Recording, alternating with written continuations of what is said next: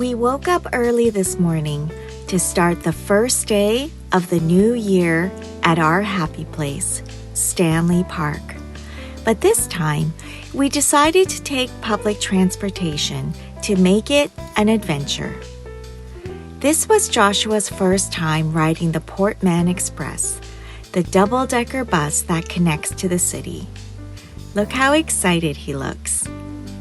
1 year ago, I could never imagine that Joshua would have the strength and endurance to handle taking public transportation for hours.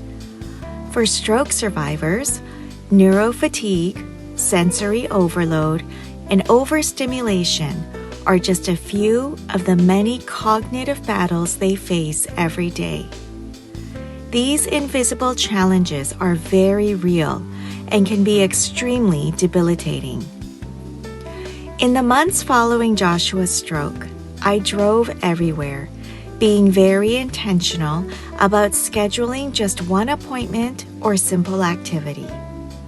A few months later, Joshua was able to ride the Handy Dart on his own, a door-to-door transit service for people with disabilities.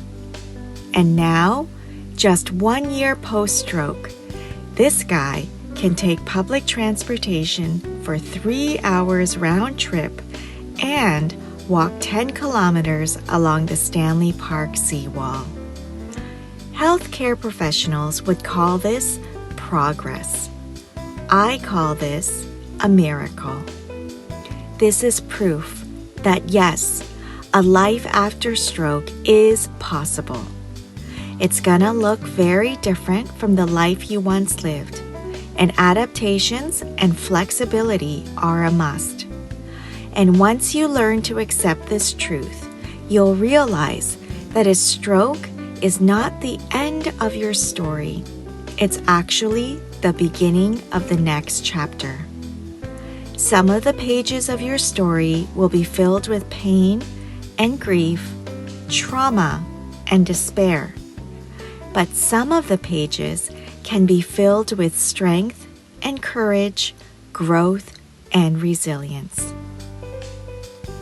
I've walked this wall over 100 times, and only a handful of times did I pause to read the plaques on the memorial benches that line the seawall.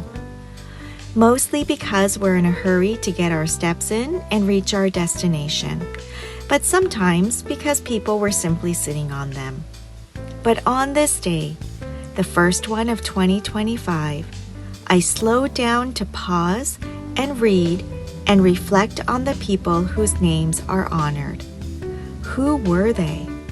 What were their hobbies, passions, and dreams? And what kind of mark did they leave on the people they left behind? But this particular bench didn't have a memorial plaque. Maybe the 20-year term has come to an end, and this bench is waiting for a new person to be honored. I wonder what it will say on my memorial plaque when it's my time. Some may think this is a morbid thought, but I see it as just another way of setting goals.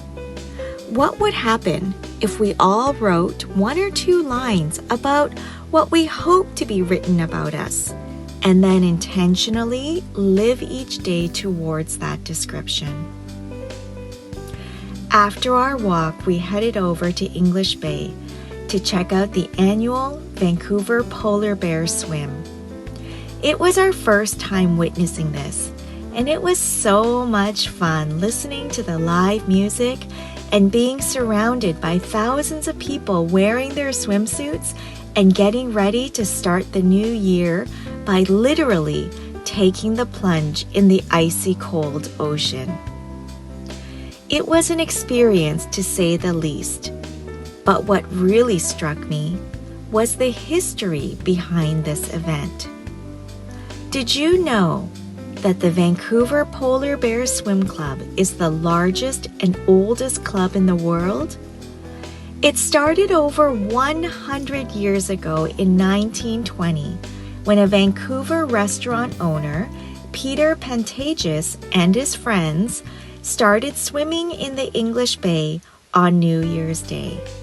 And now, this event attracts tens of thousands of people every year. I wonder what Peter would think of the vast legacy and the mark he has left on this city, all from a simple passion. So I started thinking, what is my passion? What is the legacy and story and mark that I will leave on my community? And what will be the traditions that continue within our family for over 100 years? Looking back at 2024, the word to describe the past year is pain. And looking forward to 2025, the word I choose to declare is purpose. In the book, The Purpose-Driven Life, Rick Warren writes, "Experience is not what happens to you. It is what you do with what happens to you. Don't waste your pain."